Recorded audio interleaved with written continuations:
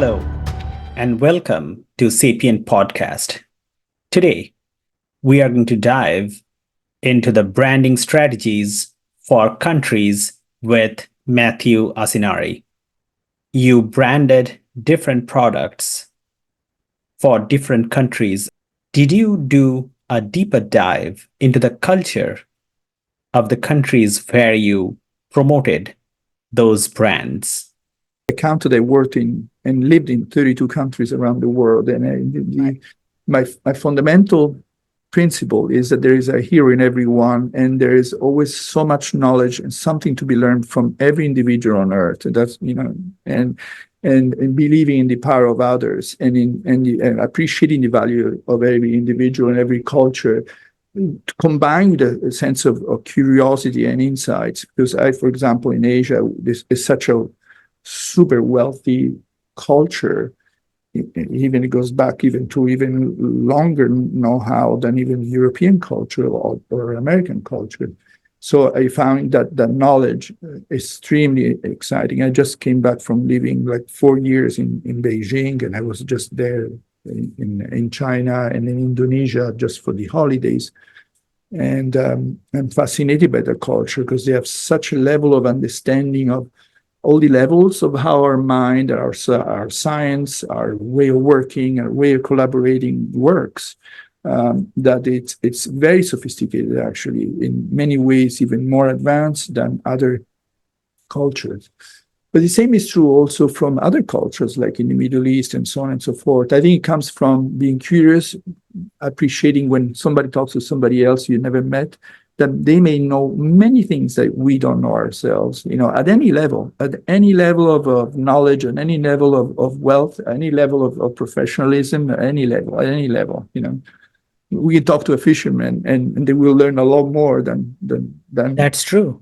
Yes, that's true, and I enjoy that. I really enjoy listening, learning, asking questions, and seeing the beauty in every individual and every place on earth. And thinking everyone actually has equal value to the other. We just have to be, humble enough to understand and appreciate that. Yeah, that's actually absolutely true.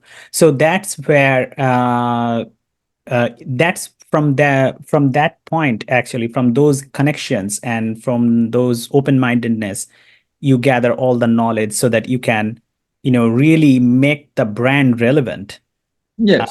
for Yeah. that particular culture. Because Yeah. there was a time when I went to the Coca-Cola factory in Atlanta. Yes. And I think one of the South Asian countries, they had a watermelon flavored Coca-Cola. So that is very foreign, but only somebody can make it when they know the culture and know the value of watermelon or taste of watermelon in that particular culture. Yes. So that makes complete sense. So how the countries are become brands, or have you actually worked with that kind of Yes. area? Yes. Actually, I'm doing a confidential project now for a major rising star from the Middle East. But previous to that, I did a big study for Taiwan. And the study involved studying 52 countries around the world and seeing their positioning. The very interesting finding, if you do recall the chart that has the ranking and the top brands are in the cycle of the quadrants are top right. Right. Interesting enough, every country puts themselves at the top right quadrant, at the top right corner of the right top quadrant. Right. And they always list all the others below them. Of course. And so that's true for everyone except for one, which I'll tell you in a second.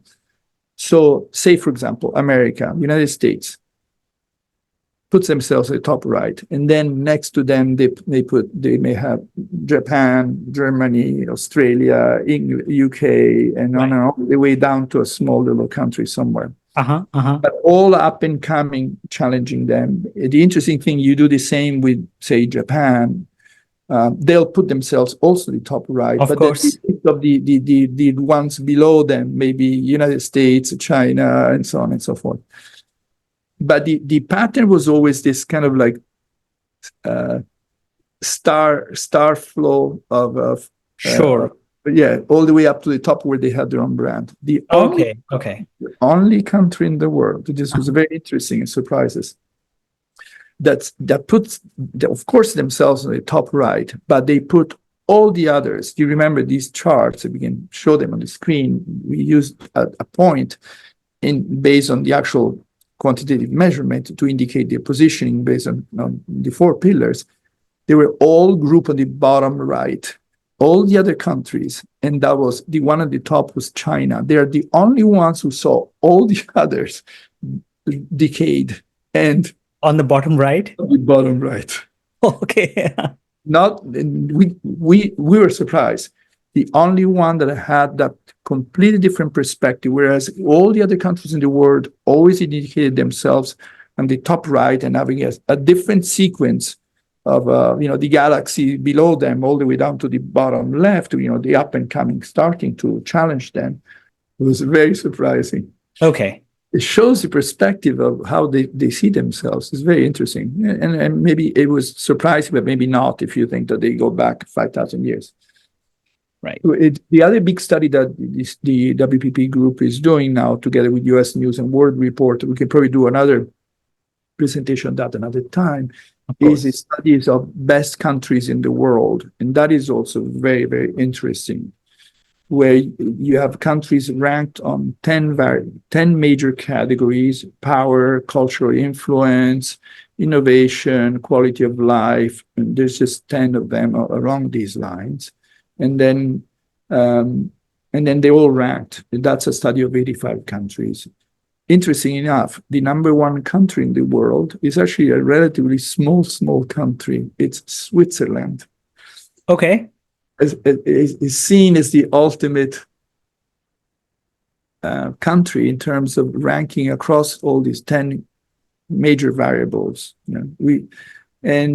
But you should be happy to know that many, including United States and so on, and others, China and all the others, are all like playing a major role. But it's a very dynamic world now where countries themselves are branding themselves. If you look at all the initiatives that they are taking to position themselves, I mean, the best example, I think, all the countries from the Gulf, whether it's Saudi Arabia or Qatar or UAE. UAE has been a brand for a pretty long time. They're very strategic in the way they're doing it. They're very committed. They assigned programs, budget, initiatives, all aligned to position themselves to become more relevant once the oil and once the fossil fuel source of income is going to eventually diminish, and therefore they will also have the same challenge of relevant differentiation. As how do they continue to remain that differentially relevant once the fossil fuel energy source of income will decline?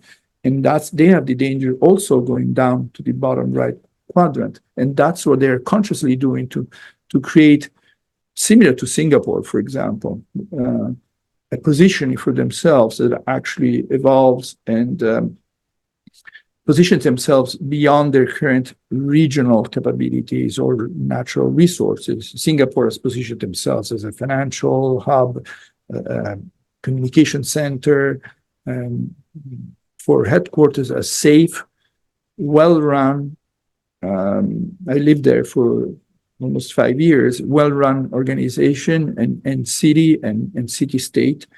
They use the airline as their point of difference to create the image for Singapore Airlines as the ambassador of Singapore to the world.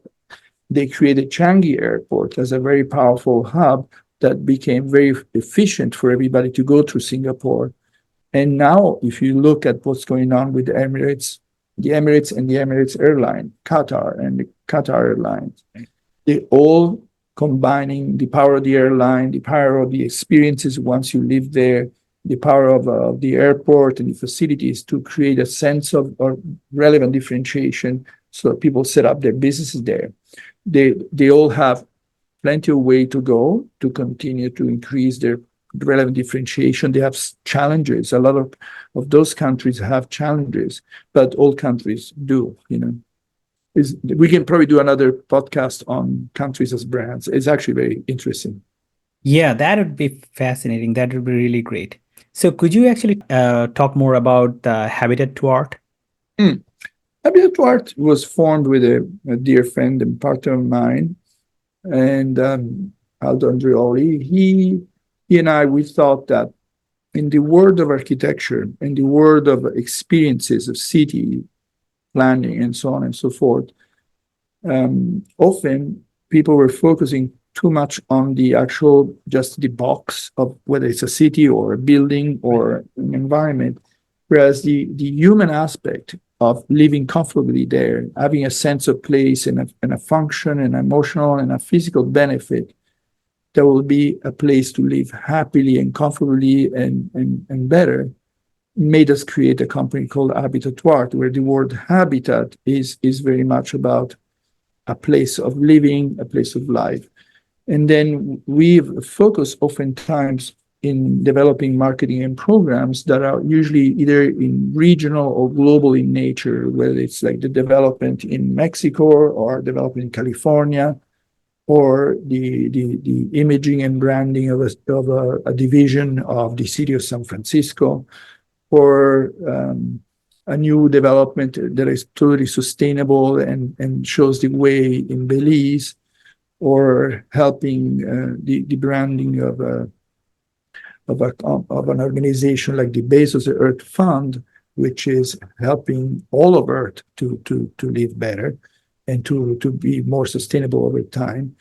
We found that it was actually an interesting opportunity now to do something again of a bigger scale, taking advantage of all our know-how from many years having done this and being specialized in these fields from other industries. So it makes it also exciting to learn new fields and to learn and apply our knowledge to these other fields. And that's where the story of Habitat to Art. We're based in New York. We're a strategic boutique group of like-minded individuals around the world who likes to create very innovative projects that help transform societies or locations or entities that need to reach out to the world in a better, more relevant way. Have you done any work in generating like scientific buildings as well? Like with a lot of labs or anything like that? There's an interesting project which is live right now, very interesting, that I'm personally involved with a dear friend of mine in California, which is to create a wellness village network.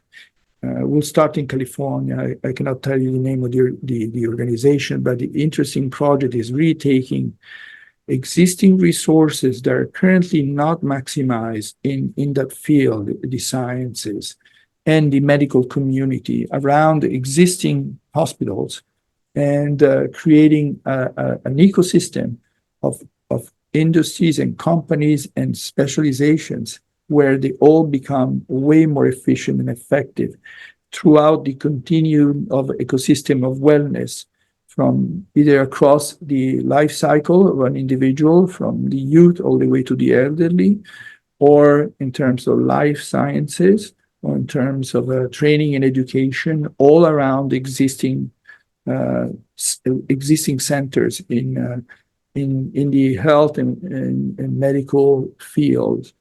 And that, I think, is going to be a very innovative program because it can maximize the success of existing entities, of existing healthcare networks, and also improve the value of quality of life to any cities or community, because the best will be starting collaborating together.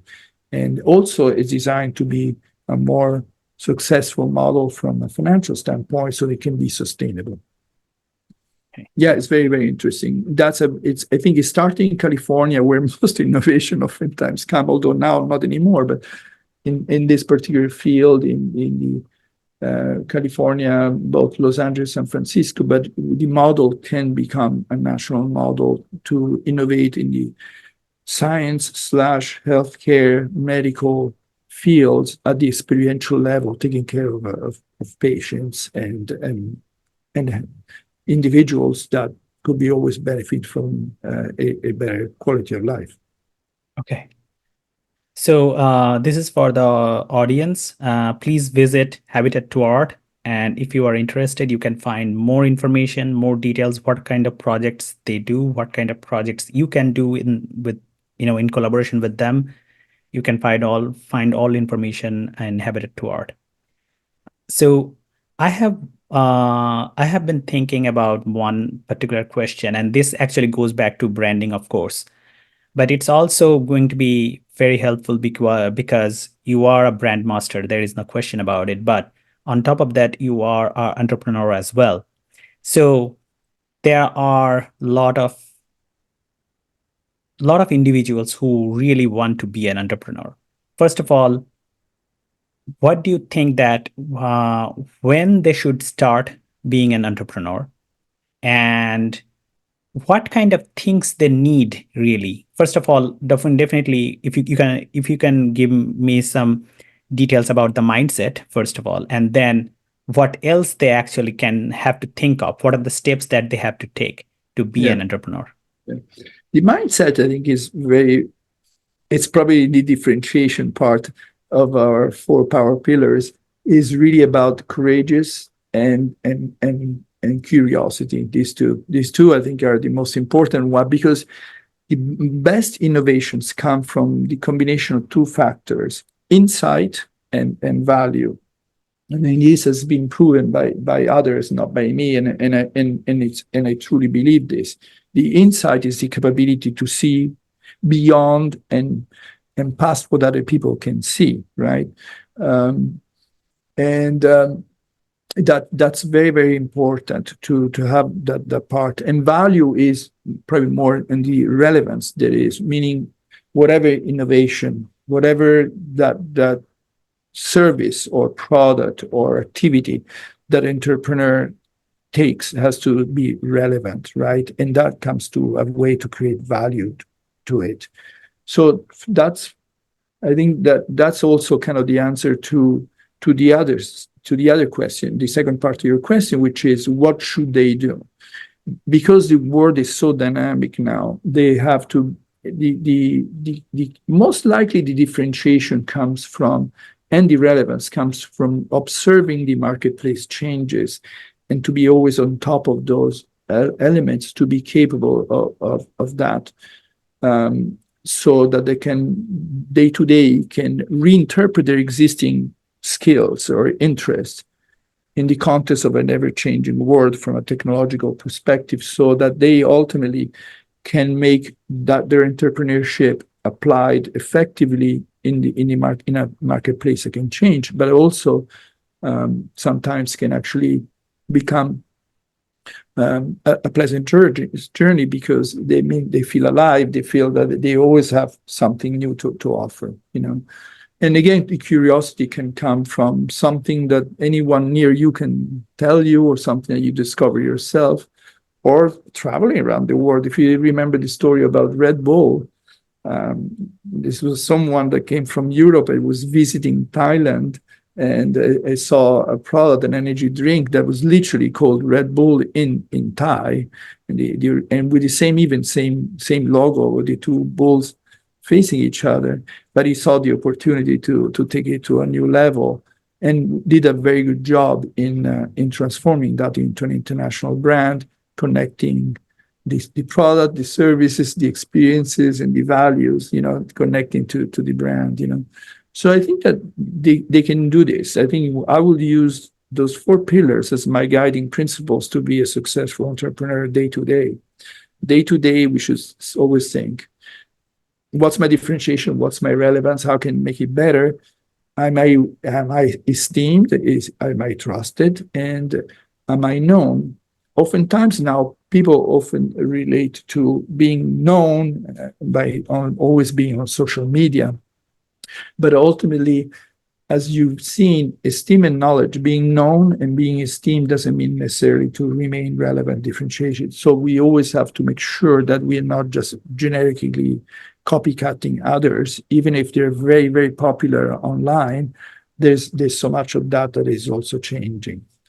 And I think that the other part that is actually quite interesting is not to resist new discoveries, new scientific development, including AI, which is concerning a lot of people, but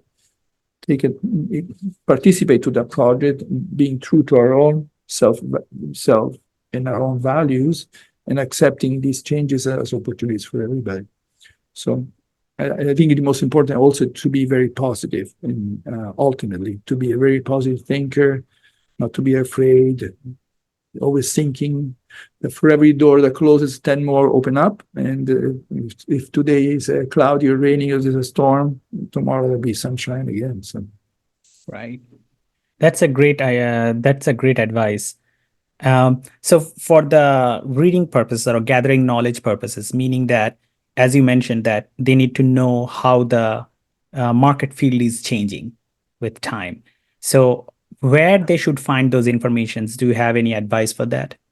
I think the best advice, again, because each field is different, is really going back again to the pillar of relevance and differentiation, understanding what's trending and where is the industry or where is the field going, and what are the forces that create this energy that drives that relevant differentiation, and being capable of capturing those two pillars in the context of their own specific industry or field of interest.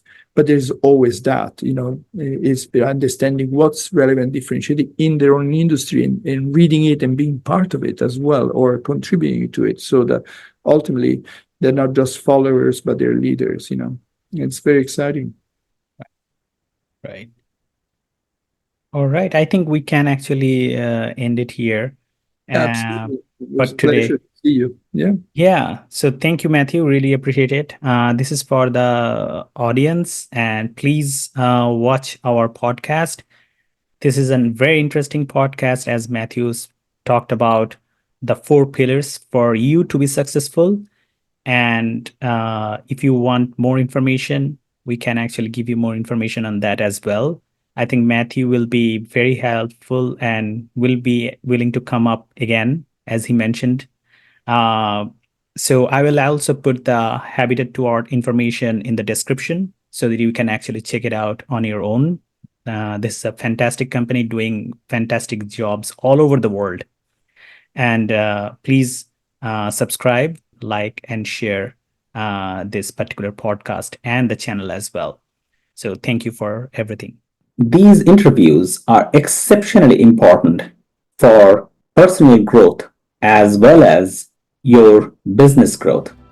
So learn and utilize as much as you can, even if you have to watch them over and over again. Thank you. See you next week.